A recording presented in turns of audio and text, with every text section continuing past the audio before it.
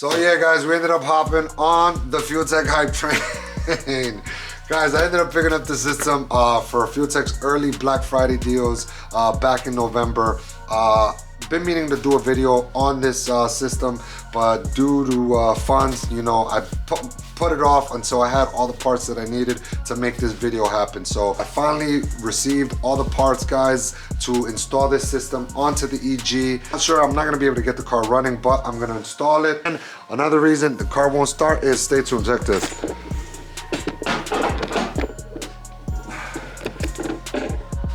As you guys can see, the motor is out. So yeah, guys, so first things first, Fueltech 550. Another thing I ended up ordering that came with the got all the parts here because I ain't got much room on the workbench or on the toolbox, and my workbench is filled with all the parts from the EG from when I ended up taking the motor out. But yeah, guys, so don't mind me, I ended up picking up the Nano. I did not go with the new Nano Pro. It was like an extra $150 or something like that. So I just opted out to the basic Fueltech Nano. What else I picked up?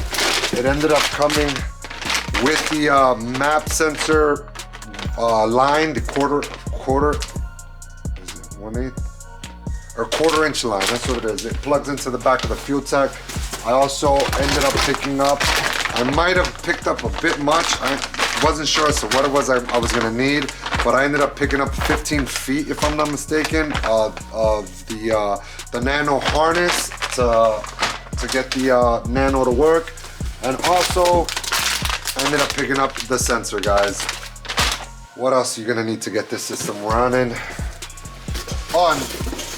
They ended up sending you a shirt, which is pretty dope. That comes in the deal for the Black Friday. Guys, I also picked up the bezel. This is off Jack Spania brand. I ended up opening it up already to make sure everything was good. But yeah, guys, I ended up picking this up for about 130 bucks. Is ABS plastic. I believe it's 3D printed. I'm not 100% sure, but yeah, guys, it looks pretty awesome, you know. And the way this looks or gives the Fueltech the appearance in the car makes it look top notch, guys, like it's almost from factory, you know, which is pretty dope. Another thing you're gonna be needing to make this system happen, guys, we ended up going the jumper harness route. I ended up picking up this harness from a guy on IG. Damn, what was his IG? Toxic Wiring, guys. I'll put his IG if it's not Toxic Wiring. I'm pretty sure it's Toxic Wiring, but yeah, I ended up picking it up from a dude on IG under the name of Toxic Wiring. I got recommended to him by my boy Speedy, Obi at SPEEDYTUNING, and yeah, man, he talked real highly of him, and ended up liking seeing some of his posts, ended up liking his work, and I ended up picking up this conversion harness, or not conversion harness, I'm sorry, the jumper harness. So what this is gonna plug into your either your OEM, in my case I got the K-Tune engine harness, is gonna plug in to the engine harness and then interface with the Fueltech. So you would plug in the stock engine harness into this side, and then on this end it plugs into the Fueltech. I ended up also buying off of my boy SPEEDYTUNING, guys. If you guys are looking, he also makes these harnesses as well. I'll put his IG down at the bottom of the screen here as well. I ended up picking up from him an expansion harness which plugs in to this Deutsch connector, if that's how you say it, I'm not 100% sure, but yeah, you would plug in and it's called an expansion harness. But yeah, this harness is gonna run to the 3 sensors that I'm gonna be running in the engine, which is fuel pressure, oil pressure, and then coolant pressure. So last but not least, guys, another thing you're gonna need, this item, it depends on who it is that's gonna be tuning your car. I've heard you can go without it. My guy, the guy I'm tuning the car with, he's telling me to get it, so I ended up just picking it up, you know. So yeah, you take this information with a grain of salt. So yeah, guys, so I ended up picking up the Dela Cruz 36:1 Tigger wheel. If you guys notice, this is what your OEM Tigger wheel looks like.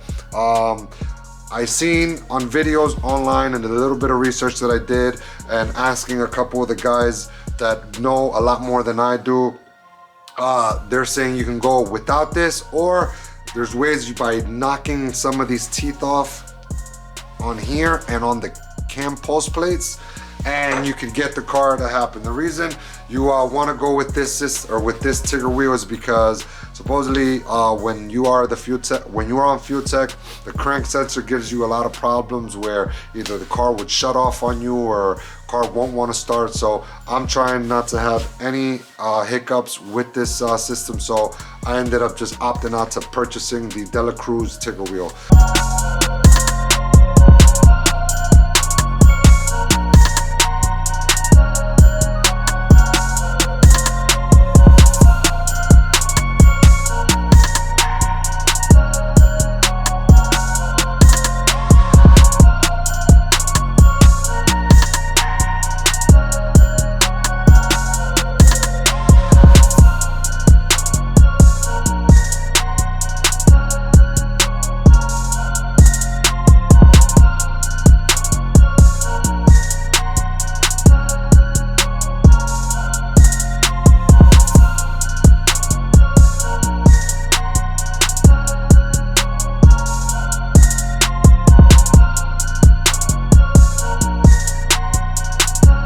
The Fueltech is mounted onto the bezel and the Nano.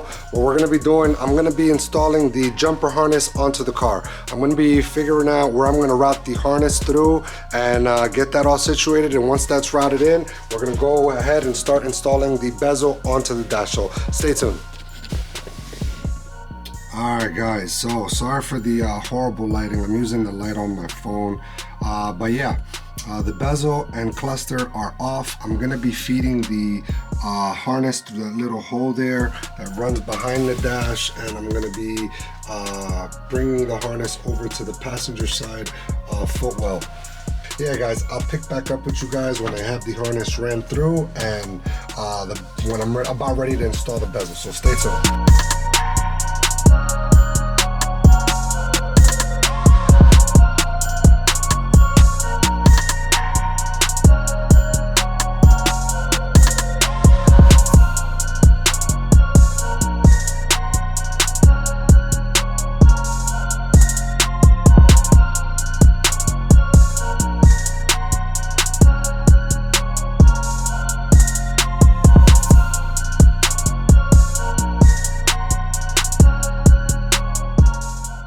Alright guys, so you guys just see I ended up passing the jumper harness through that one hole there I told you about. Ended up feeding it to the passenger side footwell. I also ended up plugging in that expansion harness for my pressure sensors. Fed that through there as well. Also the O2 sensor or harness, that is also going to be run to the back of the cluster here to plug into the actual wideband gauge. So what I ended up doing, I ended up feeding that through this hole that I had here.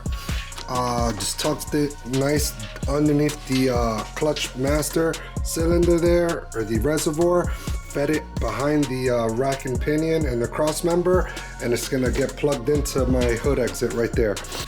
So off the wideband harness, you're gonna have these 4 wires that you're gonna have to wire in to get the wideband gauge to work. So there's these 3 wires here are the ones we're gonna be using. We're not gonna be using that yellow wire, but the red is gonna be 12-volt switched power, and then the black with the white and solid black are going to be your ground. So what I'm going to be doing, I ended up running it, well, I'm going to run it the same way I end up running my AEM wideband, which is I'm going to grab this plug, which I don't know, I think I grabbed this at the junkyard from, I can't recall from where, but yeah, the OEM fuse box has these 4 ports, or 1, 2, yeah, these ports, which that plug plugs into, and one's constant power, switch power. These are your power ports here, or power sources that you could plug into, and just figure out which one's the 12 volt switch, and just plug it in, connect the red wire to it, and that is it. So yeah, I'm gonna be wiring this up, and I'll pick back up with you guys once I'm done. So I got the red power wire from the wideband harness ready wired up, and it's gonna be going into one of these 5 ports here. I just got to figure out which one I pulled it out from, because one of them is going to be constant power, switched power, and I forget the other 2, but are the other 3. But yeah, once I get the power running in the car, I'll figure out which one's which port to put it in. So yeah, this is installed, and then the other 2 black wires, I ended up grounding it to chassis right back there. So that's done.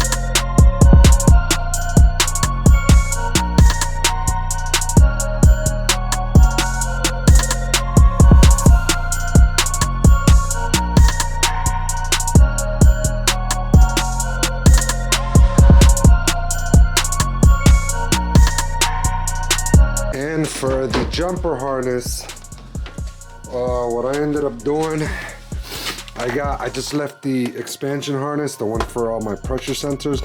I left it here until I am ready to pass it into the engine bay side. But yeah, I just tucked it away underneath my rug here. But pretty simple install. All you had to do was pass the harness to this side.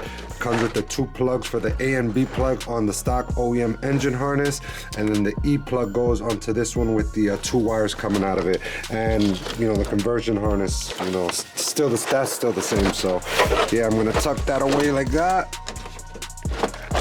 So there you go. Now you don't even see it, you don't even notice it. But yeah, once I'm ready to pass this conversion, or this expansion harness over into the engine bay, I will do that when I'm ready. So that's gonna be it for today's video. I ended up running into another issue with this motor, guys. That'll be for next week's video. Man, that just is really gonna, man, really gonna hurt the pocket. But yeah, I ended up finding an issue with this engine, guys, after further inspection. Guys, if you guys could tell there, thrust washer on the block was completely damaged. That was the chunks I was finding inside my inside the engine. So yeah, guys, that's gonna be hopefully for next video. I'm just gonna do a quick bearing replacement. I'm gonna install new thrust washers, and while I'm at it, rod bearings, main bearings, and yeah, I already ended up opening up the mid plate, so it's not gonna be a full intense or in-depth how-to on how to go about this. I'm just gonna, you know, just bring you guys some content. So yeah, guys, with that being said, if you guys enjoyed this video, I would appreciate if you guys would subscribe to the channel, like the video, share the video, comment down below, guys. Don't forget to hit the bell notification down at the bottom so you guys be notified whenever I put out any content. And remember, guys, until next time, stay blessed. Peace.